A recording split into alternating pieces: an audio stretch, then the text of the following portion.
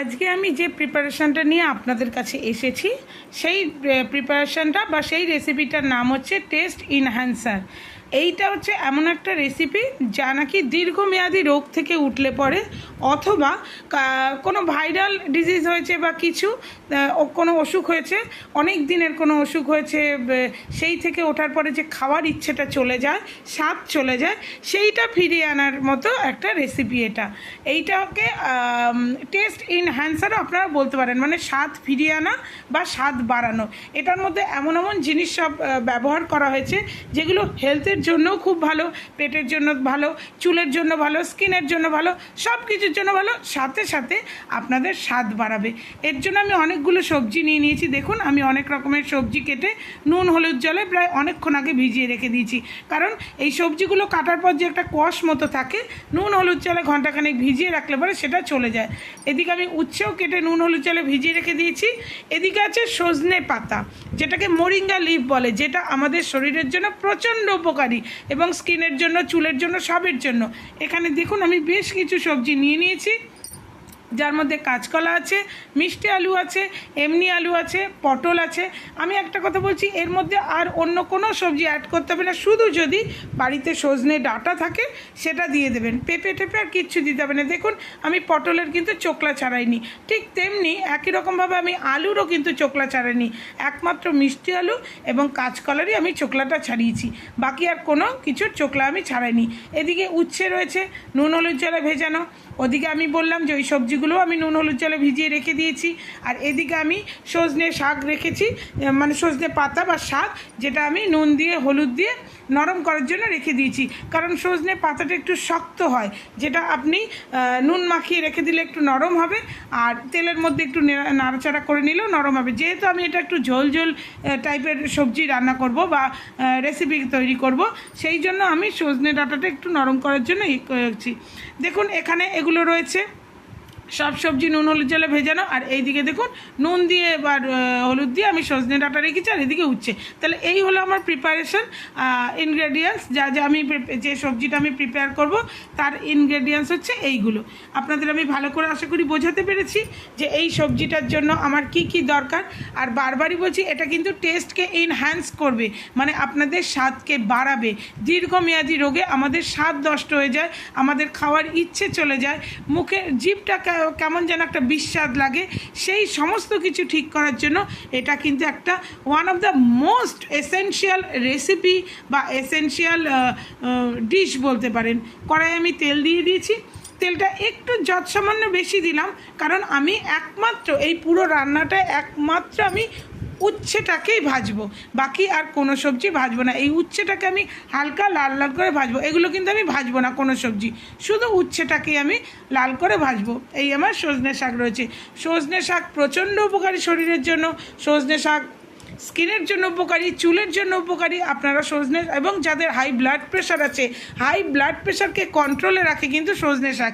আমি বারবার বলছি, আমি এই রান্নাটা করব, সাথে সাথে এর মধ্যে আমি যা যা ব্যবহার করেছি সেই সবগুলোর মেডিসিনাল ভ্যালু বা হেলথের বেনিফিটগুলো আমি বলতে বলতে যাব। আপনারা আমার সাথে থাকুন। উচ্ছেটা আমি ভেজে নিচ্ছি। উচ্ছেটা আমার ভেজে তোলা হয়ে গেছে।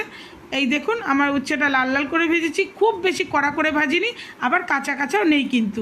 এদিকে আমার উচ্ছের সিডসগুলো রয়েছে তেলে, ওগুলো থাক। আমি দেবো কালো জিরে। কালো জিরা কিন্তু শরীরের জন্য প্রচণ্ড উপকারী, চুলের জন্য উপকারী, স্কিনের জন্য উপকারী। আর দেবো গার্লিক। গার্লিক মানে রসুন। রসুনের উপকারিতা সম্বন্ধে নতুন করে কিছু বলার নেই। কালো জিরে যদি আপনারা নারকেল তেলের সঙ্গে ফুটিয়ে নিয়ে সেই নারকেল তেল মাথায় চুলে দেন, তাহলে চুলের হেয়ার গ্রোথ বাড়বে, চুল পড়া বন্ধ হবে, চুলের মধ্যে সফটনেস আসবে। আর গার্লিক তো আমাদের প্রচণ্ডভাবে ইমিউনিটি বুস্ট আপ করে। গার্লিক আমাদের ব্লাডকে ঠিক হওয়া, মানে গাঢ় হয়ে যাওয়া থেকে আটকায়। গার্লিক, আগেকার দিনে মা ঠাকুমারা আমাদের গার্লিকে মানে রসুন তেল করে আমাদেরকে হাতে, পায়ের তলা, বুকে, এইসব জায়গায় পিঠে মালিশ করে দিত, সেটা আপনারা জানেন। রসুনের উপকারিতা নতুন করে বলার নেই, রসুনের একাধিক উপকারিতা আছে। রসুন খাওয়া অত্যন্ত জরুরি। তবে আমি একটা কথা বলবো, যে কোনো কিছু, যাদের দীর্ঘমেয়াদী কোনো রোগ আছে বা প্রেগনেন্ট ওমেন আছেন তারা কিন্তু যে কোনো কিছু খাওয়ার আগে ডাক্তারের সঙ্গে কনসাল্ট করে নেবেন, কারণ তাদের ক্ষেত্রে কোন কোন জিনিস কী কী রিয়াক্ট করতে পারে সেটা কিন্তু কেউ বলতে পারে না। আমি গার্লিক আর হচ্ছে মানে রসুন, কালো জিরে আর সাথে শুকনো লঙ্কা ফোড়ন দিয়েছি। শুকনো লঙ্কার কোনো উপকারিতা নেই, ওটা জাস্ট ফর টেস্টের জন্য আমি দিয়েছি। এদিকে সজনে শাকগুলো রয়েছে, ওই শাকগুলো আমি একটু ভেজে নেব। সজনে শাকগুলো আমি এই জন্য ভাজবো কারণ শাকগুলো যদি আমি ডাইরেক্ট সবজির সঙ্গে দিই তাহলে শাকগুলো সেদ্ধ হবে কিন্তু নরম হবে না, কারণ সজনে শাক ইটসেলফ মানে সজনে শাক নিজেই খুব শক্ত।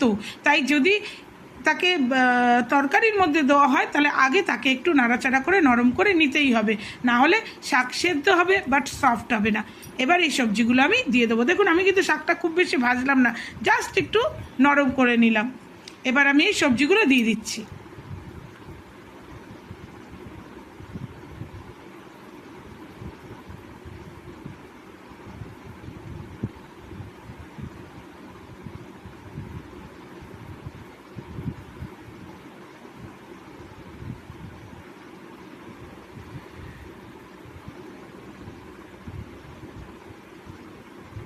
সজনে শাকের সঙ্গে সবজিগুলো আমি সব ভালো করে মিশিয়ে দিচ্ছি। আমি বারবার বলছি সজনে শাকে কিন্তু সেই মিরাকেল জিনিস যা শরীরের জন্য প্রচণ্ড উপকারী, প্রচণ্ড।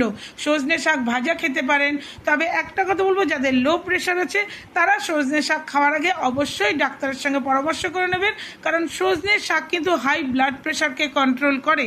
তাই সজনে শাকটা খাওয়ার আগে আপনারা একটু ডাক্তারের সঙ্গে কনসাল্ট করবেন। এবার আমি দেবো নুন এবং হলুদ। আমি এর মধ্যে আর অন্য কোনো রকম মশলা ব্যবহার করব না। আমি ভালো করে এটা মিশিয়ে দেখুন আমি নুন দিয়ে দিলাম। একটা জিনিস খেয়াল করেছেন, আমি কিন্তু উচ্ছে ভাজার সময়ও নুন দিইনি, আমি কিন্তু শাক ভাজার সময়ও নুন দিইনি, আমি এই ফার্স্ট টাইম নুনটা দিচ্ছি। তাই নুনটা আমি পরিমাণ মতো বুঝে দেব, আপনারাও আপনাদের সবজি কতটা আছে সেই পরিমাণ মতো বুঝে নুন ব্যবহার করবেন। এই সবজিটা রান্না করার সময় আপনার মাথায় রাখতে হবে কিন্তু এটা স্বাদ বাড়ানোর সঙ্গে সঙ্গে এটা হেলথের জন্য খুব বেনিফিশিয়ারি এবং মানে হেলথের জন্য খুব উপকারী। তাই আপনাকে জিনিসটা সমস্ত কিছু সেইভাবেই ব্যালেন্স করে করতে হবে যাতে আপনার স্বাদ বাড়াবে এবং আপনি কোনো অসুস্থতা থেকে উঠেছেন তখন কিন্তু আপনার হজম শক্তি খুব কম, যাতে সেই হজমটাও ভালোভাবে হয়। যে কোনো অসুখ থেকে আমরা উঠলে পরে আমাদের হজম শক্তিটা কিন্তু সবার আগে এফেক্ট হয়, তখন হজম হতে চায় না চট করে সহজে। তার জন্য এমন জিনিস আমাদের খেতে হয় যাতে খুব সহজে আমাদের হজম হয়ে যায়। হজম করার জন্য আমাদের এক্সট্রা এফার্ট শরীরের ভেতরের পার্টসকে দিতে না হয়। তার জন্য আমাদের খেয়াল রাখতে হবে বড় কোনো রোগ থেকে উঠলে আমাদের হালকা পাতলা এই ধরনের খাবার খেতে হবে। মাছের ঝোল খেলে পটল দিয়ে আলু দিয়ে মাছের ঝোল খেতে হবে। পটল জরাজীর্ণ শরীরে মারাত্মক উপকার করে। আমার হয়ে গেছে, এবার আমি যে গরম জলটা করে রেখেছিলাম সেই গরম জলটা আমি এর মধ্যে মিশিয়ে দিচ্ছি। গরম জলটা দিয়ে ভালো করে সবজিগুলো আমি একদম মিশিয়ে নেব, নিয়ে আমি এটাকে 15 মিনিট হতে দেবো। এটা আমি জলটা একটু বেশি দিচ্ছি কারণ এটা কিন্তু একটু ঝোল ঝোল হবে। যেসব বাচ্চারা সবজি খেতে চায় না তাদেরকে এর ঝোলটা খাওয়ালেও সমপরিমাণ উপকার হবে। এবং এই ঝোলটা যাদের পেটের গন্ডগোল আছে তারা যদি এই ঝোলটা চুমুক দিয়ে খায় পেট ঠান্ডা হবে, গরমকালে পেট ঠান্ডা হবে। তার জন্য এটা আমি একটু ঝোল ঝোল করবো, মাখা মাখা তরকারি হবে না। এটা এবার আমি ঢাকা দিয়ে 15 মিনিট হতে দেবো। গ্যাসটাকে আমি সিম করব, বাট পুরো সিম করব না, লো হিটে রাখবো। রেখে আমি 15 মিনিট হতে দেবো।